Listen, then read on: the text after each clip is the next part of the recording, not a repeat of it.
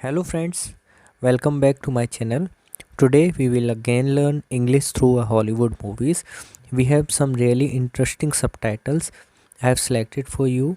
So without any delay, we start again. Let's begin with the first line. आज हम देखते हैं कुछ और हॉलीवुड के सबटाइटल्स. तो पहली लाइन हम रीड करेंगे.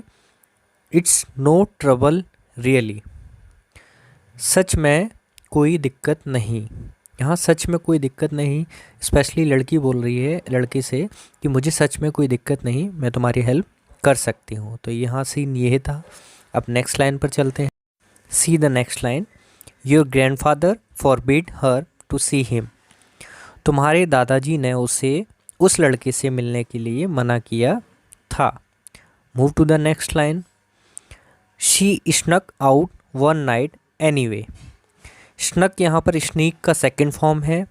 थर्ड फॉर्म भी इसका स्नक होगा, जिसे हम थर्ड फॉर्म को पास्ट पार्टिसिपल बोलते हैं.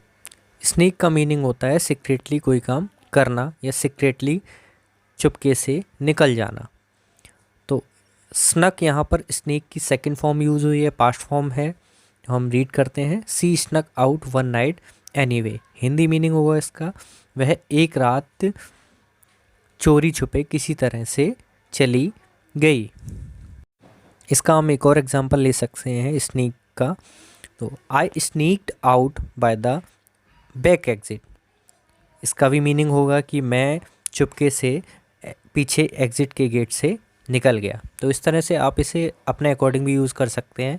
स्नीक का second form स्नक out, third form भी स्नक. तो इस तरह से आप यूज़ करते हैं. नेक्स्ट सेंटेंस हम देखते हैं. I think I'd like to lay down for a while.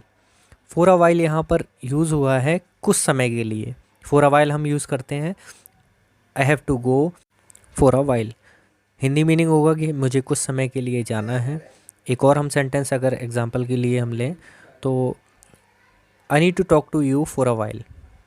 और सेकेंड अगर हम एग्जांपल लें तो I have been busy for a while, मतलब मैं कुछ समय के लिए बिज़ी था. आप ऐसे किसी को बोलते हैं, जैसे कोई पूछता है कि आप कहाँ थे, तो जनरली आप ये रिप्लाई दे सकते हैं फॉर अ वाइल को यूज़ करके.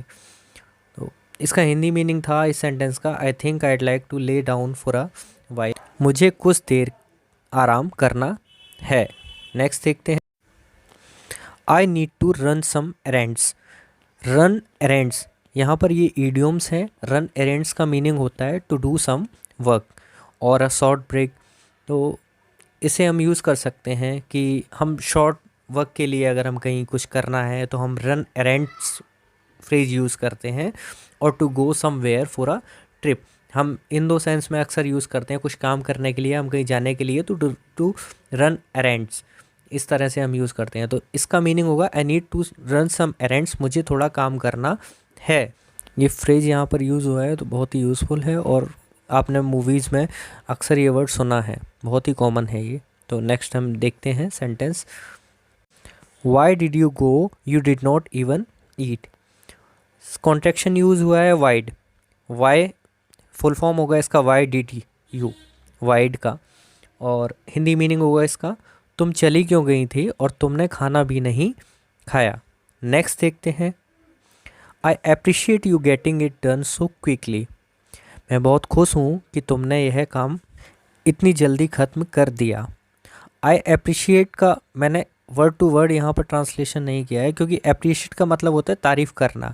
लेकिन यहाँ पर जो एक्सप्रेशन है, हम इसके लिए जो बेहतर हिंदी एक्सप्रेशन है वो यही है कि मैं बहुत खुश हूँ, मतलब आपको अप्रिशिएट करती हूँ. तो आप कभी भी वर्ड टू वर्ड ट्रांसलेशन पर ना दें, आप हिंदी एक्सप्रेशन को भी उसके साथ मैच ज़रूर करें. नेक्स्ट सेंटेंस इसलिए हम देखेंगे. बैन. बैन यहाँ पर नाम है. Ben we were just getting ready to eat. हम खाना खाने ही जा रहे थे. या हम इसे ये भी बोल सकते हैं हम खाना खाने ही वाले थे. और हम अपने बारे में भी बताने के लिए बोल सकते हैं, जब हम कहीं खाना खाने वाले हैं तो हम सिंपली ये बोल सकते हैं I was just getting ready to eat. Next देखते हैं. Can you join us. तुम भी हमारे साथ खाना खा सकते हो, या तुम भी हमें ज्वाइन कर सकते हो. दोनों ही इसके हिंदी मीनिंग हो जाएंगे. जैसा एक्सप्रेशन आपको बेटर लगे वैसा आप खुद के लिए इसे ऐसे यूज़ करेंगे. I am having food, you can join us या join me. Next come on let's get you all cleaned up. चलो मैं तुम्हें तैयार होने में मदद करवाती हूँ। क्लीन्ड अप का यहाँ एक्सप्रेशन के अकॉर्डिंग मैंने हिंदी ट्रांसलेशन लिया है। क्लीन्ड अप मीन्स साफ़ करना, तैयार करवाना, तो वही इसका मीनिंग होगा। जो बेटर एक्सप्रेशन है वही मैंने यहाँ पर लिया है। नेक्स्ट हम देखेंगे, doctor let me be frank with you. Old lady doctor से बोल रही है, मैं आपसे खुलकर बात करना चाहती हूँ। फ्रैंक का मतलब खुलकर बात करना, फ्रैंकली बात करना, फ्रेंडली वे में बात करना, यही होता है इसका मतलब। नेक्स्ट हम देखते हैं, we have so much catching up to do. Meaning होगा हमारे पास बहुत कुछ करने के लिए है। कैचअप मतलब पकड़ना होता है, ये फ्रेज है, लेकिन यहाँ पर ये एक्साइटमेंट में ये बताना चाह रहे हैं कि हमारे पास कैचअप करने के लिए मतलब बहुत कुछ करना है, पकड़ने के लिए काम है। तो बहुत कुछ करने के लिए है या बताने के लिए है, तो दोनों ही इसके सेंस होंगे। हमारे पास बहुत कुछ करने के लिए है। Now move to the next, she would come to my house would stay for a weeks.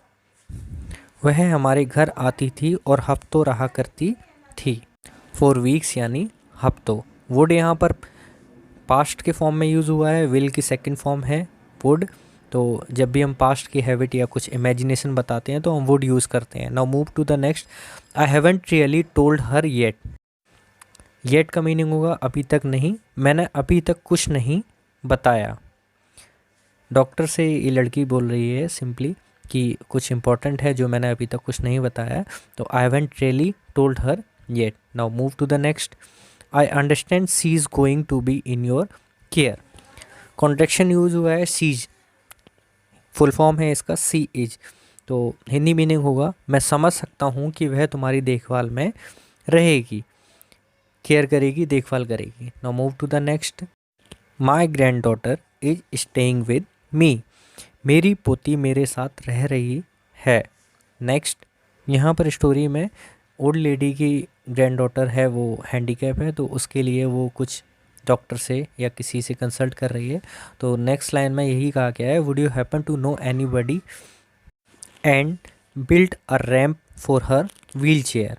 क्योंकि ग्रैंड डॉटर है वो व्हील चेयर पर है, वो हैंडीकैप है, तो इसलिए रैंप का यहाँ पर मीनिंग होगा, रैंप वॉक आपने सुना होगा, तो कोई भी एक ढाल, मैंने ब्रैकेट में इसलिए लिखा हुआ है ढलान, जो कि व्हील चेयर से जब हम नीचे स्लाइडली उसको उतार सकते हैं, तो वही ये ओल्ड लेडी चाहती है अपनी ग्रैंड डॉटर के लिए।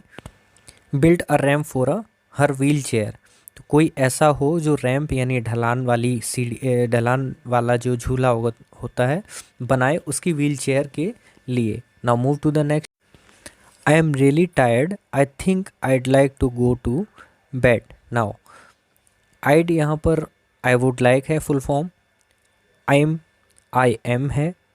हिंदी मीनिंग होगा इसका मैं बहुत थक गई हूँ, मुझे लगता है अब सोना चाहिए। आज हमने काफ़ी न्यू सेंटेंसेस देखे और हमने सीखा है उनका यूज़ करना। और प्रीवियस क्लास में भी हमारे सामने काफ़ी फ्रेजेस आए थे। जैसे हम क्विक रिवीजन करें तो रॉब्ड इन, फिगर आउट, गेट अलोंग, और कुछ नया वर्ड जैसे मेडल। मेडल का मतलब हस्तक्षेप करना, तो फिगर आउट समझना बात को और आकलन करना किसी का। रॉब्ड इन जो कि रस्सी से रॉब्ड इन फ्रेज बना है। रॉब मीन्स रस्सी और रस्सी से हम बांधते हैं, तो इसका मीनिंग था कि किसी भी काम को आपको रॉब्ड इन किया जाए, मीन्स कि उस काम में आपको बांध दिया जाए, ये इसका मीनिंग होगा।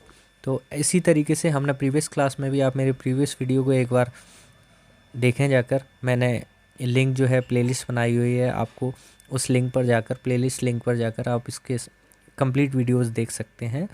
और इसी तरह से जितने भी न्यू फ्रेजेस आते हैं आप उनका यूज़ कर सकते हैं ईज़िली, क्योंकि ये हमारी फ्लुएंसी को और ज़्यादा अच्छा बनाता है।